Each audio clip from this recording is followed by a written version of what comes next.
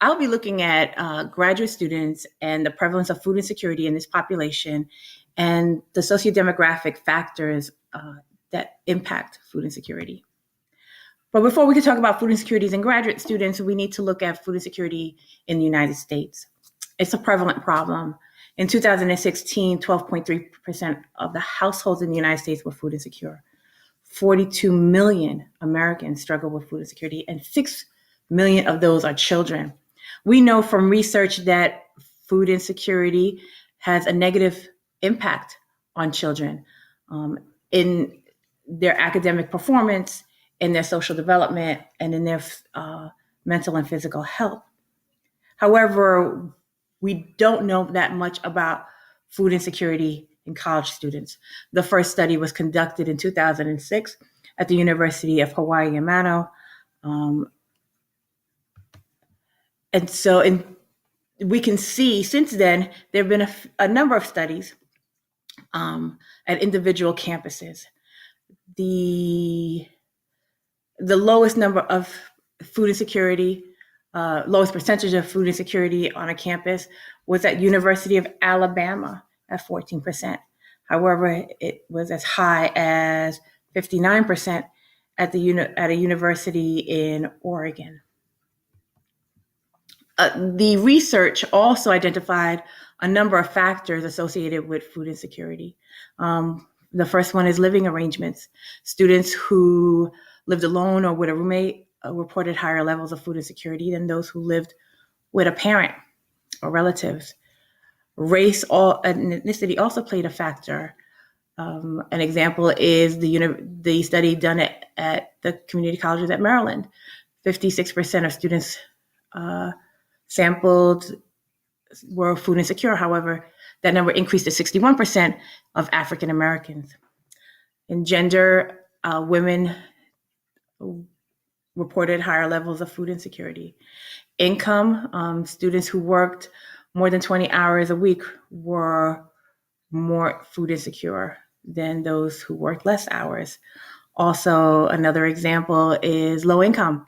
The study conducted at CUNY found that 37% of students reported living on an income under $20,000.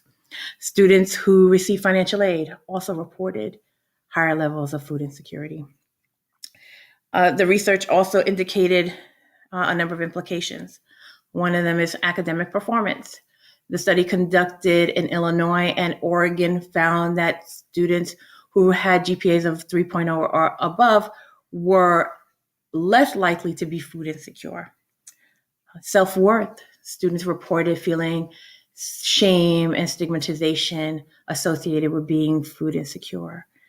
And students who are food insecure are more likely to report poorer health. So the studies that I mentioned are focused on undergraduate students. There's very little on graduate students. In fact, there's only a few studies that included graduate students in their sample, but there are no studies that specifically look at graduate students.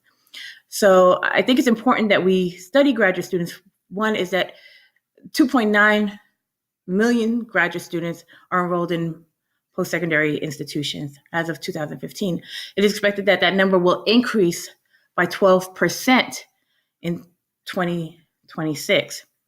We don't know about the effects of food insecurity in graduate students, and we're not sure about the associating factors affecting food insecure graduate students.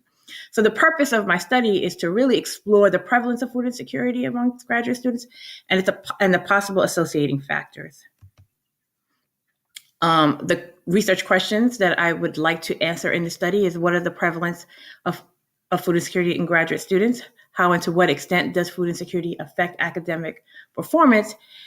And are the factors of food insecurities that may hinder their degree completion? The variables are similar to those of undergraduates. My dependent variable will be food security levels. My independent variables will be living arrangements, race and ethnicity, gender, socioeconomic status, financial aid packaging. And I also will be looking at age, as well as student level. whether they're a master's student or a doctoral student, and does that have is that factor into food insecurity? My methodology will be a mixed method approach of 24 question survey. It will include in the quantitative portion a 10-item adult food security survey model from the USDA, and that's the similar model that's used to measure food insecurity within the United States, and a sociodemographic characteristics survey.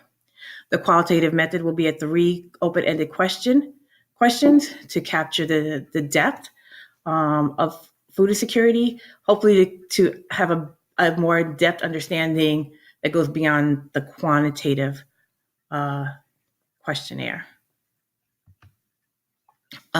This study will be conducted at Montclair State University in New Jersey.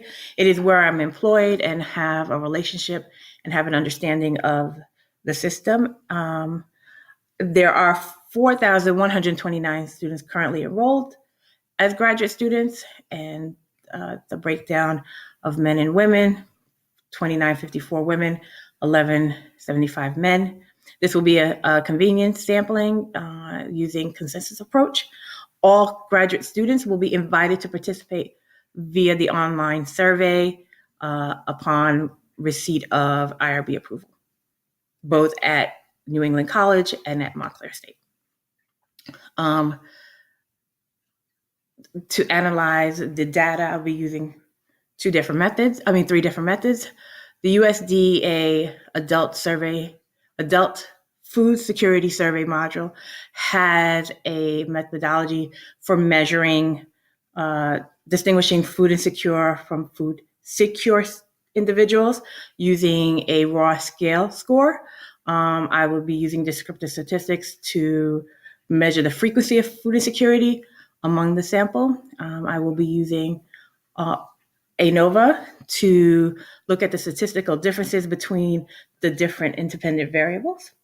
I also will be using multiple linear regression to measure the relationship between the dependent variable and the independent variables. It also will give me an opportunity to look at the strengths and weaknesses for each of the independent variables, understanding that some of them will overlap, and this will allow us to isolate the overlap and really kind of focus on each individual variable. This will be a convenient sample, so I can't generalize for the entire graduate student population in the United States. I'm going to rely on students' willingness to participate. And so the lack of participation may impact my ability to identify a statistical significance. Food insecurity is also a sensitive topic, and so there may be students who may not want to participate, even though we're not collecting any identifying information. The shame may be a factor.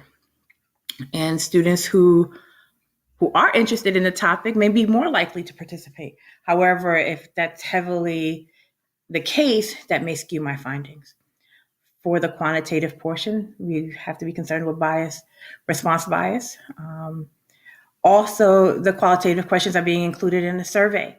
And so unlike participating in a face-to-face interview, students may forego answering the questions because they don't want to type their answers in.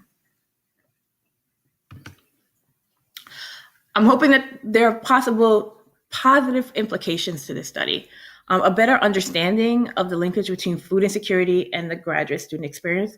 We know the experience of children. We know the experience to some extent with undergrads, but we don't know the experience of graduate students. And so hopefully this will give us a clearer picture.